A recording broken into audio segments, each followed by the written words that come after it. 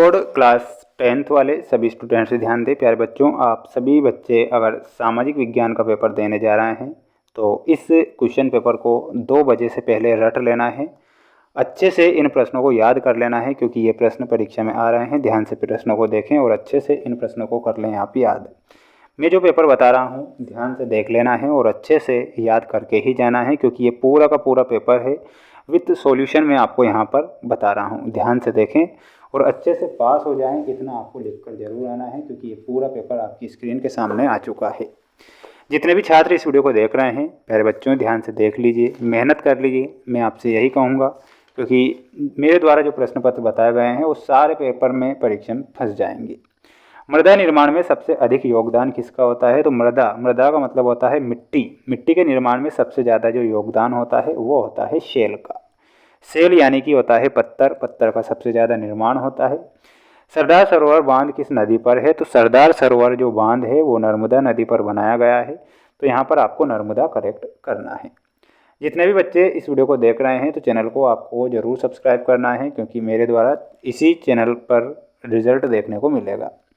मुंबई में पहली कपड़ा मिल कहाँ पर मिल स्थापित हुई थी? तो 1854 में होती है। सिंहली को श्रीलंका में राजभाषा कब घोषित किया गया था?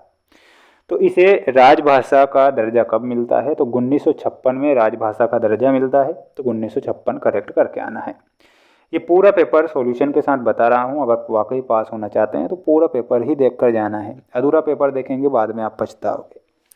राष्ट्रीय विकास का अर्थ क्या है? तो राष्ट्रीय विकास का अर्थ होता है उपरोक्त सभी चहुमुखी विकास, सामाजिक विकास और आर्थिक विकास।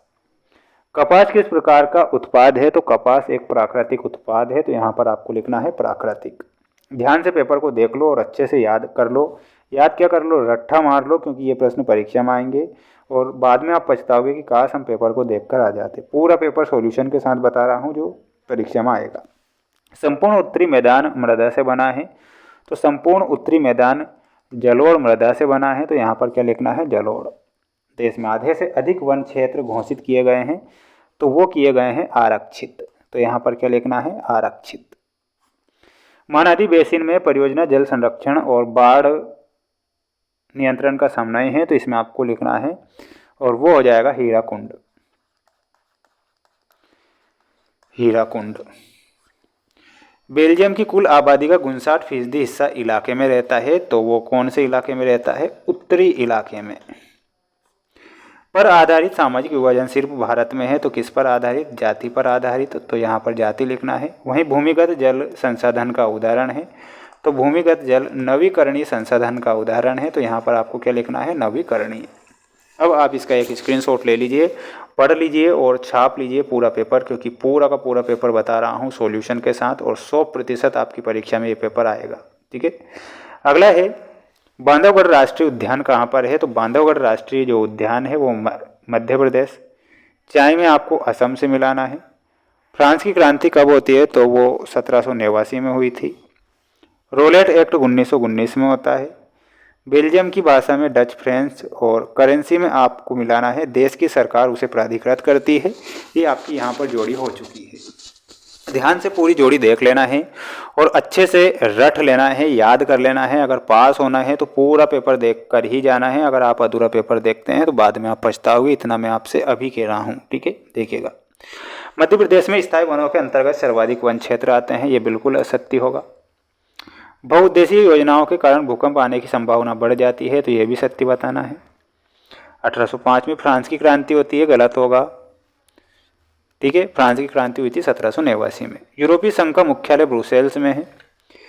2011 की जनगणना के अनुसार पुरुषों की साक्षरता दर गलत होगा। किसी भी अर्थव्यवस्था को 4 क्षेत्रों में बांटा गया है। तो ये बिल्कुल हमारा क्या हो जाएगा? सत्य हो जाएगा।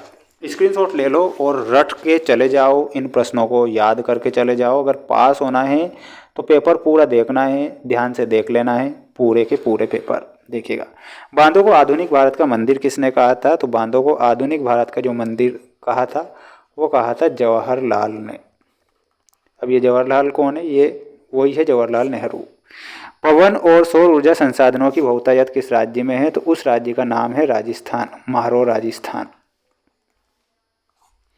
औद्योगिक क्रांति सबसे पहले किस देश में प्रारंभ होती है? तो उस देश का नाम है इंग्लैंड। श्रीलंका किस वर्ष स्वतंत्र राष्ट्र बनता है? तो 1948 में श्रीलंका स्वतंत्र राष्ट्र बना था। 2011 की जनगणना के अनुसार भारत में साक्षरता दर कितनी थी? तो साक्षरता दर थी 74.4%। सूचना एवं संचार प्रौद्योगिकी को संक्षेप में क्या कहते हैं? तो इसमें आपको लिख कर आना है ICT उसे कहा जाता है। तो ICT आपको करेक्ट ध्यान रखना है। जितने भी सेट पेपर मैंने बताए हैं प्यारे विद्यार्थियों, और चैनल पर जितने भी पेपर मेरे द्वारा अपलोड हुए हैं वो सारे के सारे किसी न किसी प्रकार की एग्ज़ाम में आए हैं, यानी कि प्रीवियस ईयर पेपर में बता रहा हूँ। सभी सेट पेपर में प्रीवियस ईयर पेपर है जो कि 100% वो मोस्ट हैं और रिपीट होते हैं प्रश्न, है ना। इसलिए ध्यान से पढ़ के जाना है, किसी प्रकार से रियल या वायरल के चक्कर में नहीं पड़ना है, अच्छे से मेहनत करना है। Best of luck. जय हिंद, वंदे मातरम।